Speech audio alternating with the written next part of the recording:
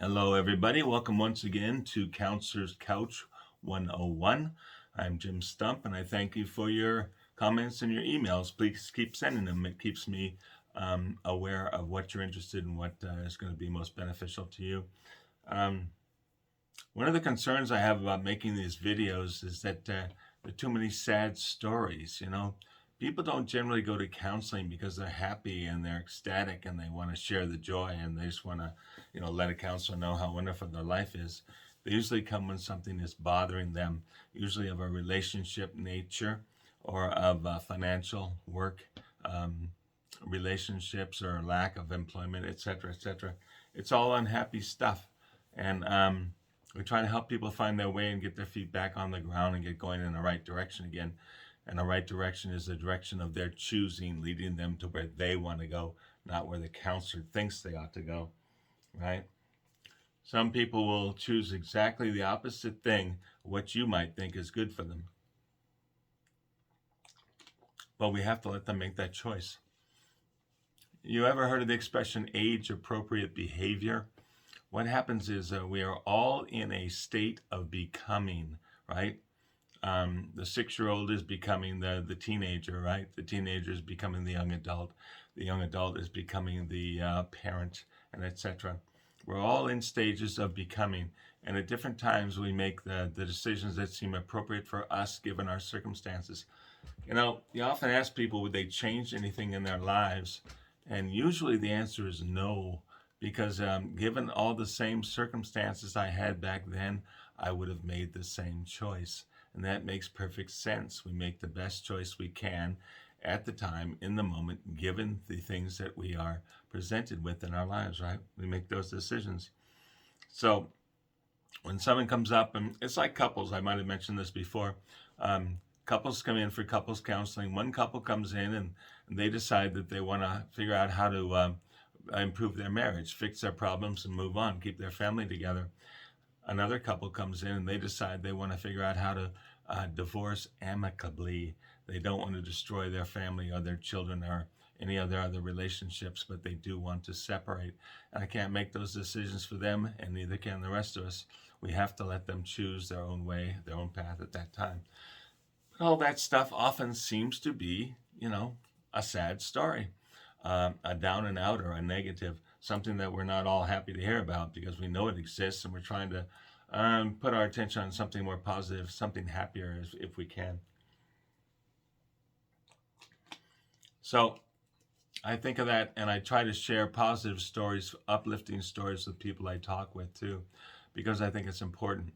That along with laughter, we have to learn how to see the humor and the irony in life. It's the only way we're going to get through. Laughter is a release of emotion. If we're carrying around a lot of negative emotion, and if we can like discharge it like a flare of electricity or something, then we feel better because we're not carrying that weight. We're not carrying that burden. We're not carrying that charge that brings us down. So I try to think of positive things to say to folks. Try to point them in positive directions. Try to help folks see the other person's side of it. I've told you this recently, and it came up again the last couple of days. It's not a question of trying to vindicate the person who did you wrong. It's a question of helping the person who has been wronged to understand the situation in a larger view and accept it and say, okay, this is the way life is. People are behaving in the way that they think best at that time and place in their development, right? Doesn't mean it came out good for us. It just means that we understand it better. And somewhere down the road, maybe we can offload any negative emotion we're carrying because of it. That's the reason I do that. Let's figure out ways to cope with the problems and the emotional conditions that we have. Anyway, I remember the other day I was talking with the lady, and I remember this story that I had read many, many, many years ago, long before I even entered counseling. And this story took place back in the late 1950s. And a senior citizen lady was driving from Blythe, California, over to Phoenix, Arizona. And if any of you remember, back in those days, that stretch of land, once you crossed the river, There was nothing there, nothing but desert all the way to Phoenix, right? Nothing. Darkness, no street lights, nothing, right? Except big, huge trucks barreling down on you and scaring you within an inch of your life, right? This senior citizen lady was driving down that road in the middle of the night, and her car broke down. It just stopped. The engine, the hood was steaming and all this kind of stuff. And she's stuck out there in the middle of nowhere, in the middle of the night, in the desert, in Arizona, right? Late 1950s. And it just so happened that a mechanic had delivered a truck or a vehicle or something from Phoenix over to Blythe, and had a big tow truck, one of those mechanic-sized tow trucks, not the huge, huge ones. And he happened to be deadheading his way back from Blythe back to his shop in Phoenix, his garage. And he saw this lady on the side of the road, saw the car, and he pulled over and he offered to help the lady.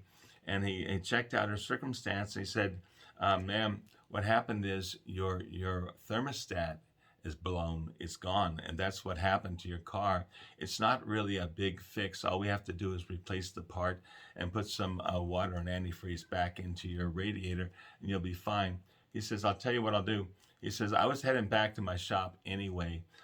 If you want, I can hook your car up to my tow truck. I'll take you back to my garage and I will replace the part. I won't charge you for the tow. I won't charge you for the labor. Just pay for the part and we'll be good to go, right? Nice guy. Well, the lady said, thank you very much. I appreciate it. The mechanic hooked up her car to his tow truck, drove back to Phoenix, went into his garage in the middle of the night, took her car inside the repair bay there.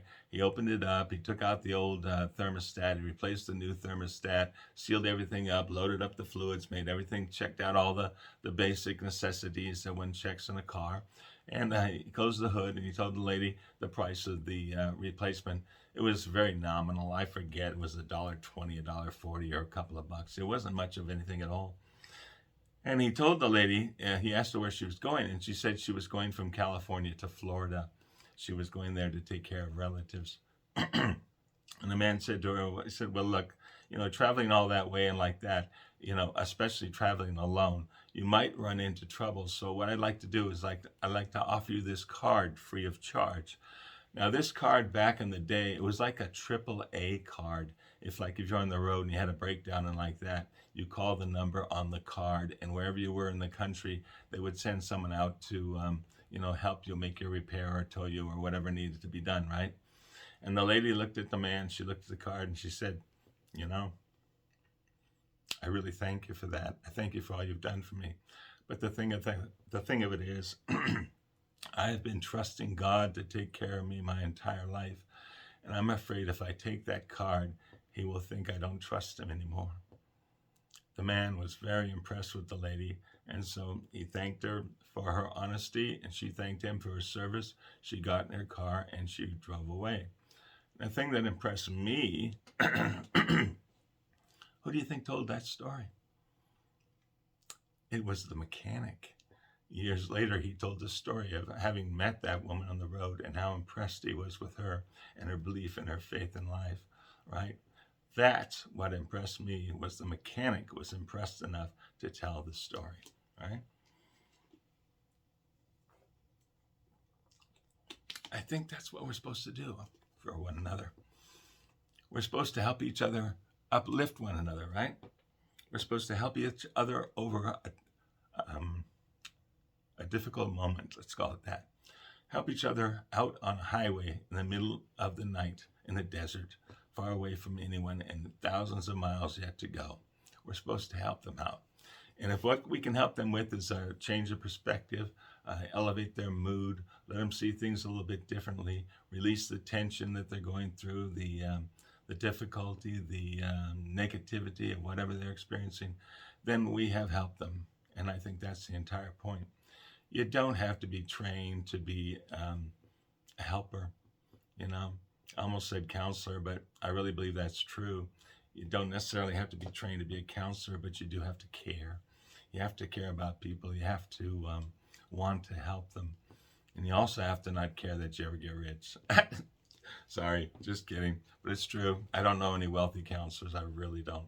But that's neither here nor there. You have to want to help people, and it has to make you feel good. Or rather, I hope it makes you feel good to do that kind of thing, right?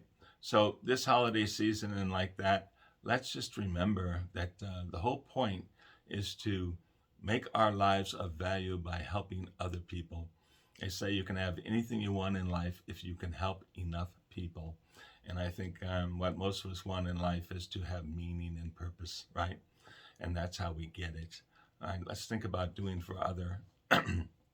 By the way, the first people you should think about doing for are your family members, particularly if you're married and with children. Those are the first people you should care and think about.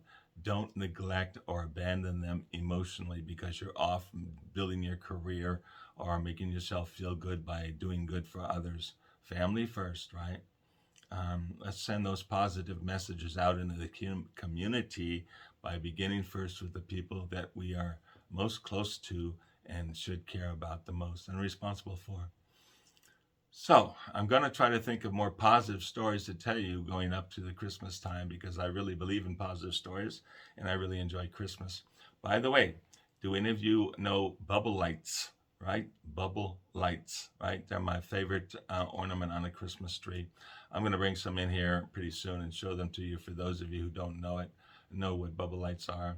But I don't know, I could watch them for hours. And when I was a kid, that's exactly what I did. I would stare at the Christmas tree and at the bubble lights for hours and just love every minute of it. Anyway, that's another story. For now, I want to thank everybody for stopping by. I want you to keep your hearts open, reach out to other folks. Let's try to take in the essence and the spirit of this season of the year and keep it in our hearts as we go forward into the new year. That's really the whole purpose of it, I think, is to remind us to be good people and to be good people always help always. That really is the message we all should take forward from any point in our lives to any other. And remember, people are all in a state of becoming. We are all acting appropriate to our circumstances and our understanding of what's going on. We will be different next week. We'll be different next year. We will be different, more different in 5 years. But right now, that's what we're feeling, thinking, and deciding. And we need to accept that and honor it. People need to make decisions for themselves. And whether or not we believe it's a correct decision, we have to allow them to have their learning process, right? I think I've preached enough. I apologize for that. But I do thank you for stopping by, and I look forward to talking with you next time. Merry Christmas.